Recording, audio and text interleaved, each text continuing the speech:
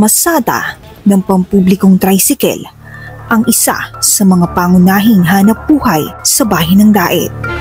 At ito na marahil ang pangunahing transportasyong ginagamit ng mga tao sa bayang ito.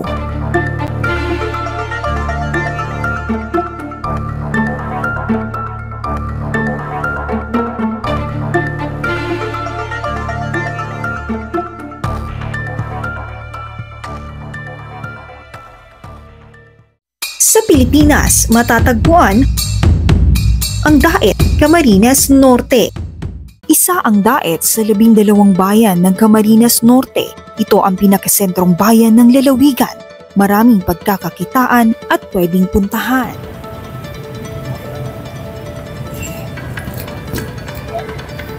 Maraming interesanteng lugar at establishmento sa bayan ng Daet, kung kaya't maraming dumarayo at bumibisita dito.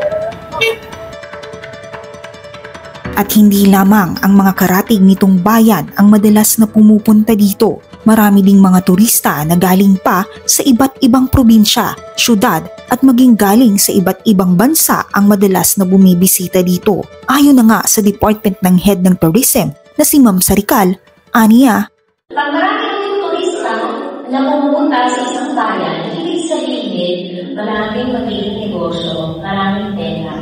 At napakahalaga ng transportation sector. Sa bayan po ng Daet, walang ibang public transportation. May mga public transportation tayo. Pero yung pinaka-obvious, very accessible ay ang tricycle. Kasi ang dami nyo naman, di ba? 2,800 kayo. Ayon sa Daet TRU Chairman Junjun Coreses, ng taong 2023 at kasalukuyan ay mayroon ng 2,800 na tricycle franchise ang bayan ng Daet. 2,500 ang bilang ng mga tinatawag na regular ang prangkisa at 300 naman ang bilang ng mga tinatawag na STF o Special Tricycle Franchise. Ano nga ba ang pinagkaiba ng regular na prangkisa sa espesyal na prangkisa? Ganito ang numero ng isang prangkisa ng pamamasada ng isang pampublikong tricycle sa bayan ng Daet at napakahalaga na merong ganito ang isang tricycle para sila ay makapaghanap buhay. Yung regular franchise, yan yung original na 2,500 na ibinigay ng lokal na pamahalaan sa ating mga kababayan. So ito na yung 2,500, yung matagal nang nagpapasada sa ating bayan. 2019, hindi pa naman ako councilor nung panahon. So yung council nung panahon, gumawa ng isang batas na magdaragdag ng another 300 na franchise. Yun na nga po yung binabanggit nyo ng STF, Special Tricycle Franchise, na ang reason nila, dun daw po sa mga malalayong rural barangay, ay mabigyan ng serbisyo ng tricycle. Yun po yung justification nila noong panahon. So, supposedly, yung STF, talagang meron siyang ordinansa na kung saan doon lang siya pwedeng magpasada. So, kaya siya tinawag na special franchise. Kunyari, Kalasgasan, sentro ka lang. So, yun ang pinagkaiba dun sa mga regular na franchise, which is yung 2,500. So, ngayon, lahat-lahat, 2,500 plus 300, si 2,800 ng lahat na tricycle. Ayon na rin sa TRU Chairman, ang kauna-unahang requirements para ikaw ay makakuha ng prangkisa ay dapat na residente ka sa Daet at dapat rin na butante ka sa bayang ito. Bukod dito, meron ding dapat sariling unit ng tricycle. Malinaw rin na sinabi ng Chairman na ito ay isang pribilehiyo na libreng binibigay ng lokal na pamahalaan para makapaghanap buhay ang mga tao. Karagdagan na rin ng chairman na hindi na sila nagbibigay ng prangkisa sa kasalukuyan sa kadahilanang marami na ang may tricycle franchise sa bayan ng Daet. Dagdag pa niya, nakasaad sa ordinansa na ito ay pwedeng i-transfer sa kapamilya o sa ibang tao at inamin ng chairman na labas na sila sa mga transaksyon na ganito. Actually, ang franchise ay hindi siya pwedeng ibenta. Ang ina-allowed ng ng batas, ng ordinansa ay yung pag-transfer. So kung may narinig tayo na kung saan nagkakameron ng certain amount, within pag-uusap na lang nila yun. So kami naman, labas na rin kami dun sa usapan na yun. Kasi ano nangyari nga, itong tricycle franchise, parang naging investment na rin kasi ng isang pamilya dahil nga yung mga panahon noon raw ay talagang nagkakameron ng monetary consideration pagka-transfer. So may investment ka. So kung may investment ka, kailangan mabawi mo rin yun. So at meron din naman mga certain instances na kung saan may problema sila sa kanilang pamilya, kailangan nila ng cash. Kunyari, pinaka-common dyan yung nagkasakit.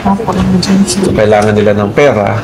So napipilitan silang i-transfer sa ibang tao na ina-allowed naman ng batas sa kanilang kapamilya o sa ibang tao yung prangkisa. Pero lilinawin ko yung ang ina-allowed lang na mag-transfer sa ngayon ay yung 1 to 2,500 na tricycle franchise. Yung STF na nabanggit kanina, yung 300, hindi po ina-allowed sa ngayon po na transfer. Meron silang 10 taon muna bago nila magawang matransfer yung kanilang prangkisa. Sa aking panayam sa isang operator na si Lea, sinabi niya sa akin kung paano nga ba siya nakakuha ng prangkisa sa kapwa niya, operator. Kasi doon din na lang namin niya nakuha sa tao na nagbebenta ng prangkisa. Sa ngayon kasi, prangkisa pa lang 290,000 na ang bilihan ngayon. Dati kasi parang yung una naming prangkisa na nakuha, pa lang ay 90K. Ang laki ng itinaas. Ito kasi yung in-demand na hanap buhay ng tao dito. Kasi si Agum, pag nagpapasada, kapag matino ang pasada niya, nakakauwi siya ng 1-2. Nakabili na siya ng pagkain. Sa isang araw lang? Oo, 1-2, depende. Siyempre, kung minsan may mahina, hindi nasap na abot ng 1,000. Pero okay na rin yun. Pero kung halimbawa kasi sa operator yun, mas malaki kung may sarili kang tricycle. Pero siyempre, kung nagbaboundary ka, bawas pa. Yung maintenance po? Maintenance sa amin. Operator po yun. So, operator ang maintenance. Yung gasolina po, ma'am, nila, sa inyo din po? Sa kanila na yun. Kunyari, 1.5 kita nila, lalabas na din yun yung gasolina. Pero yun nga, hindi pare-parehas yung kita. Kasi merong ng mamasada na nag-aantay lang na magpunta yung pasahero na kumbaga nakapila. Pag nakapila ka kasi, syempre sa dami na nakapila.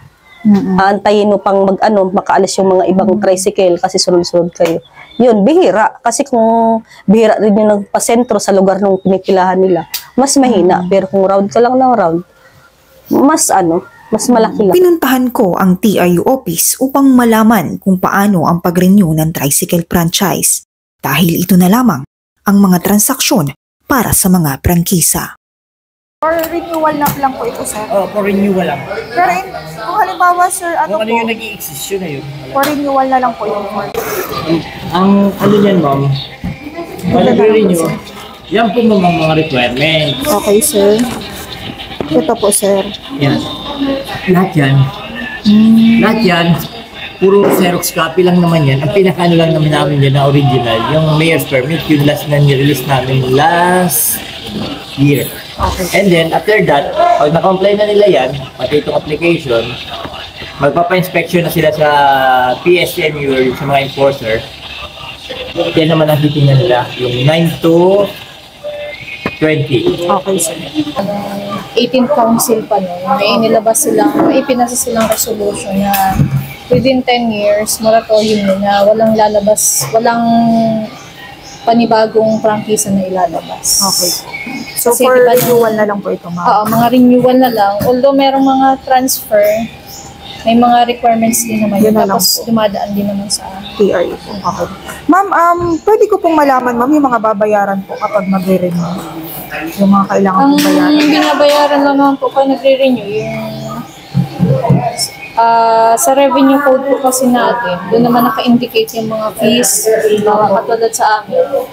Sa ngayon, 2025 ang binabayaran sa treasury, hindi yung sa opisina namin. Treasury na po. Dito po sa LGU. Tapos yung other na expenses na binabayaran nila ay yung sa notaryo. Ang pag-notaryo naman ang ganito kasi. Yung MPOP kasi nila. Opo. Yung ganito. Yung notaryo kasi yan. Doon na sa Vice Mayor's Office. Okay po. May naka-tie up na silang notarial office. Okay. Kailangan na rin na sa pag-renew ng prangkisa ng isang operator ng tricycle ay naka-attend ng seminar. Isa ito sa pinakamahalagang paalala ng TIU bago makapag-renew. Ang Annual Capacity Enhancement Seminar for Tricycle Operators and Drivers Association o ang samahan ng mga TODA ay ginaganap madalas sa isang taon para sa mga ilang paalala. Ang seminar ay pinangunahan ng kapulisan. May mensahe rin ang TRU Chairman na si Konsehal Junjun Coreses at Vice Mayor Attorney Godfrey Parale na nagmungkahi ng mga proyekto para sa bayan ng Daet. Ay solusyon kung paano dumami mga kung paano dumami mga pupuntahan. Kinunan ko ng pahayag ang PITODA President na si Emilio Abansenia o mas kilala bilang Palo upang alamin ang boses ng mga TODA. Siya rin ang presidente ng Katoda o ang kapisanan ng mga TODA sa Daet. Ito ang bagong nirecognize na organisasyon sa Sangguniang Bayan upang makarating sa lokal na pamahalaan ang kinakaharap ng mga TODA at siya rin ay may karapatan na magbigay ng mga panukala. Ang unang kinakaharap na problema ng mga TODA, yung mga conflict, unang-una, conflict ng mga rota sa bawat TODA. Pagsusulpot ng iba't ibang mga TODA, noon, yun ang problema. Pero sa ngayon, dahil yun ay na-experience namin, nagkaroon kami ng preventive measure doon. So yung ginawang ordinansa ni late Marlon Bandilaria, gumawa siya ng ordinansa para palakasin yung mga TODA. So kaya nabuo yung katoda. Under doon ng preventive measure yun, yung before magkaroon ng mga bagong TODA, dadaan muna sa katoda. Magkakaroon kami ng endorsement para malaman namin kung legit yung mga todang itatayo ngayon. So last day, nagkaroon ng session sa Sangguniang Bayan, may 3 TODA tayong ni-recognize. At ang requirement ng pagtatayo ng bagong TODA, kailangan registered under SEC or DOLE. Siyempre, dapat may members and officers, pinapayagan sila ng may-ari ng terminal na kanilang gagamitin. Ngayon, kapag nakita namin na yung bagong TODA na itinayo or binuo ay hindi conflict sa ruta ng kasalukuyang TODA, inaproba namin. Nag-endorse kami na walang conflict. Kasi kung conflict yun, hindi na namin sila i-endorse. Mag-spark, magkakaroon ng away. Kasi yung ruta ng bawat isa maapektuhan. Pero ako, hindi ako pabor sa STF. Ito matagal na naming nung nagkaroon ng public hearing, in-object namin yan na kaysa magdagdag ng 300 na prangkisa, ay sinabi namin na yung 500 na coding, siya na lang ang parutahin doon sa mga sinasabing kinukulang ng tricycle. Nagtataka kami dahil sa kabila ng objection namin, natuloy na nabuo yung 300 na special franchise. Pangalawa, take note. Pangalawa, kung naaprubahan naman yung 300 na yon, dapat dinaan nila, sinabi kasi nila doon na livelihood. Sabihin, pagkabuhayan ng mga poorest of the poor. Kasi livelihood kasi nakalagay doon sa isa sa requirement. Tapos, yung mag-a-avail nun, yung required na mag-avail or qualified, dapat indigent or poorest of the poor. Yung mga talagang nasa laylayan. Mga mahihirap nating mga kababayan na naghahanap ng pagkakabuhayan. Ang nangyari, sa pagkakaalam namin, isa pa doon yung dapat irarapol yun. Lahat yun hindi nasunod. Kung i-inventory natin ang special franchise ng mga nagmamayari, mga mayayaman, yung mga kaya sa buhay. Kaya nalulungkot kami.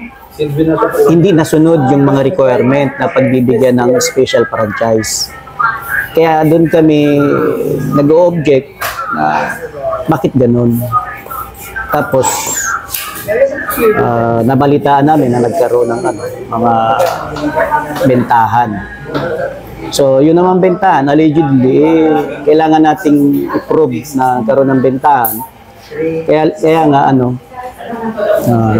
magtataka naman tayo kasi yung requirement nga, yung qualification ng dapat tatanggap ng special franchise na yun, dapat yung mga mahihirap na kababayan natin. Sino ba yung may-ari ng mga special franchise? Doon natin malalaman. Kaya kami, nag-object talaga kami dyan. Hindi kami pabor. Paano nga ba nirarapol ang mga prangkisa sa Sangguniang Bayan? Kailangan ba na nakikita ito ng publiko at sino-sino naman ang dapat na magparapol nito?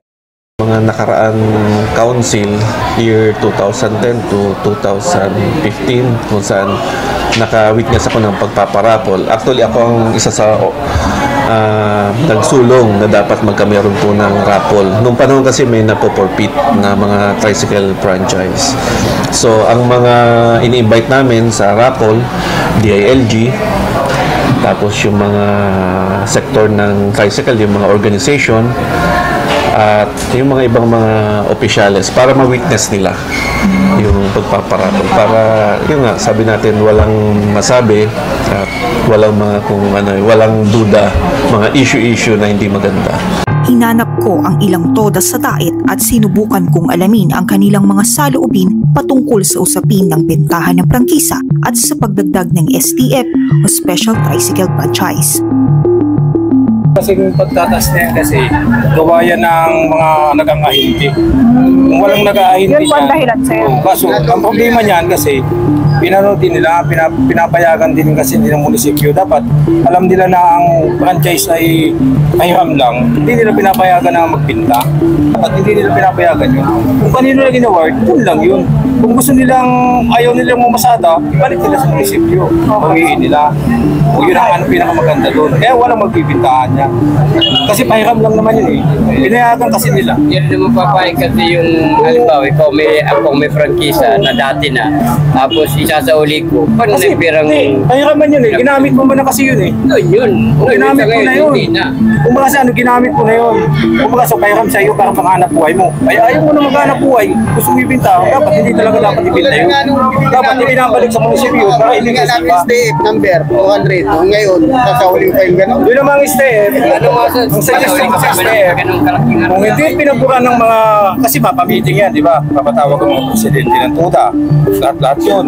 Siyempre, kung hindi sila nakaproba doon, hindi yun maibibigay yung STF na yan. Hindi yun may papaburan.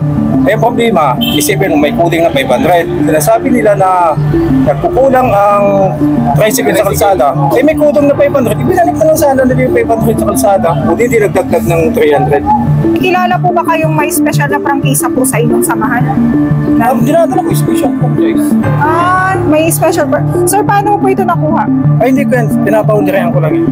Raffle daw yan. Ngayon, hindi naman naganap yung raffle na yun. Talagang bibili ka doon sa loob. Sa loob po ng munisipyo, sir? Yung sala doon sa akin. So, sir? Sir, paano niyo, sir, nakuha yun?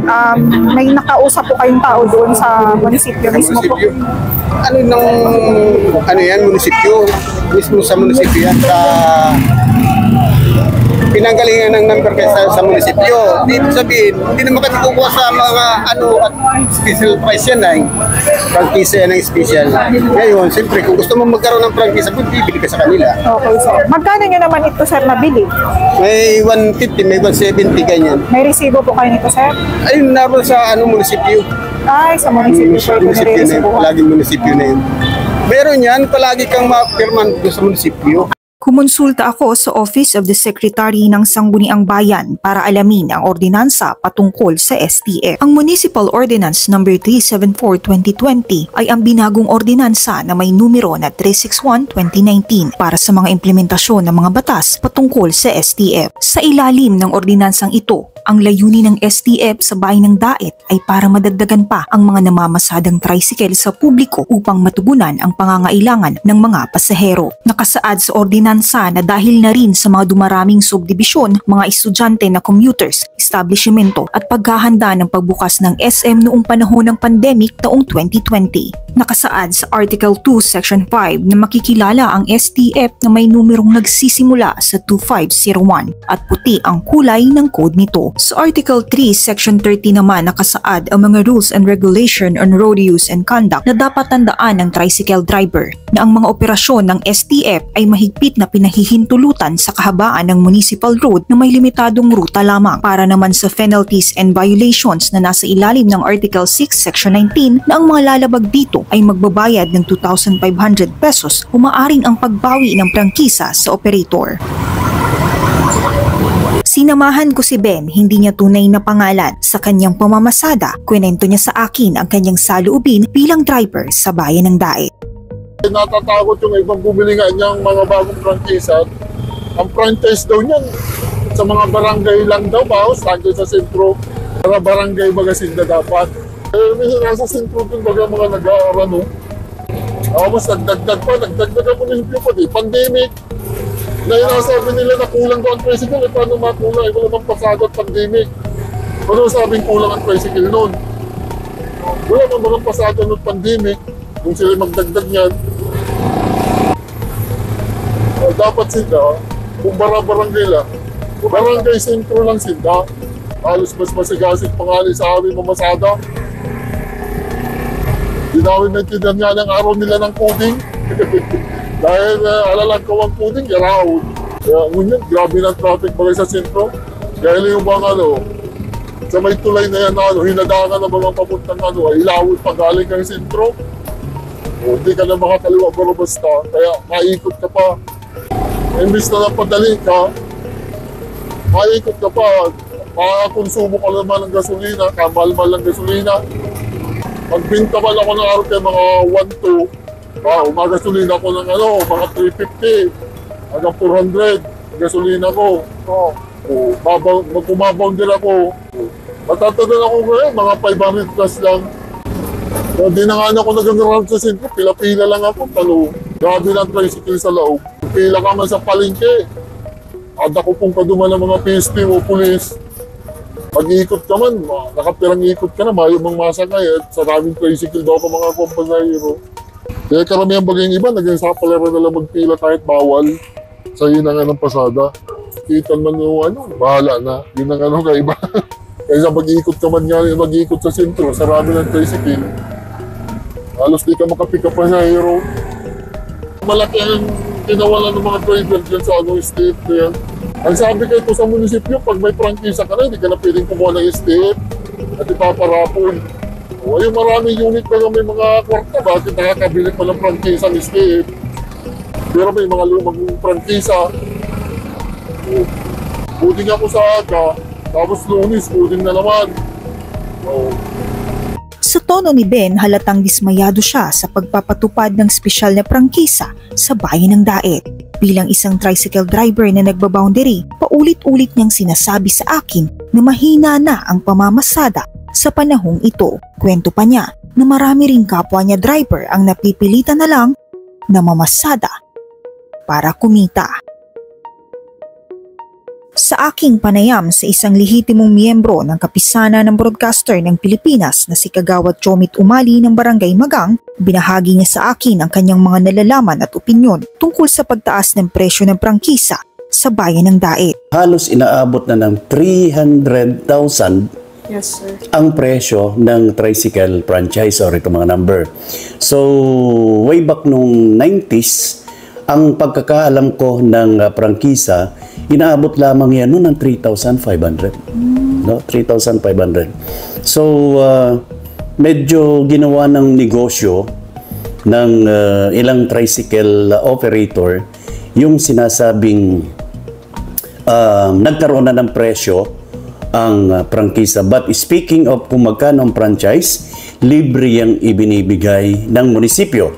And kung sakali na may mga tricycle unit na hindi na nagagamit, yan ay automatic ibinabalik ng Sangguniang Bayan, and based dun sa regulation ng Sangguniang Bayan, yan ay niraraffle sa mga interested and qualified and legit tricycle drivers dito sa Daet. So, nagkaroon ng additional 300 franchise. Hindi ko malaman kung ano yung logic ng Sangguniang Bayan, particularly yung nakalipas na council ng Sangguniang Bayan. Ano ang logic? Nagbawas kayo ng 500 per day, pero magdadagdag kayo ng 300. Di ba?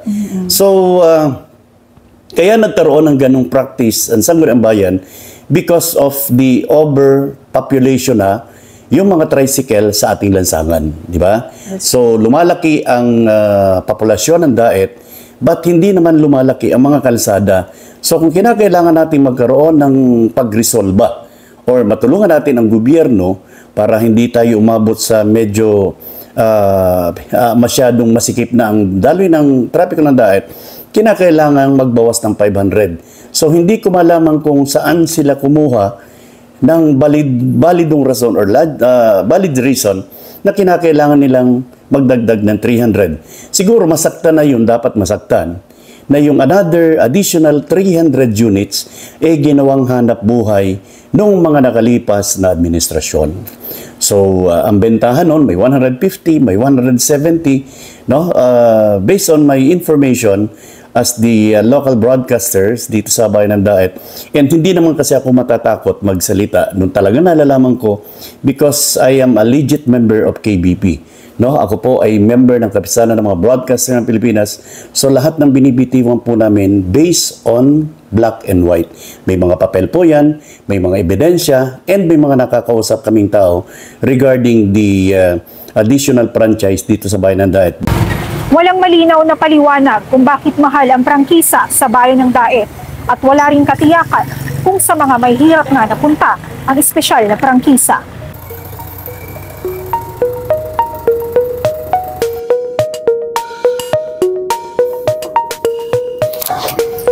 Ako, si Risa Del Lopez, para sa Gintong Prangkisa, ang aking dokumentaryo.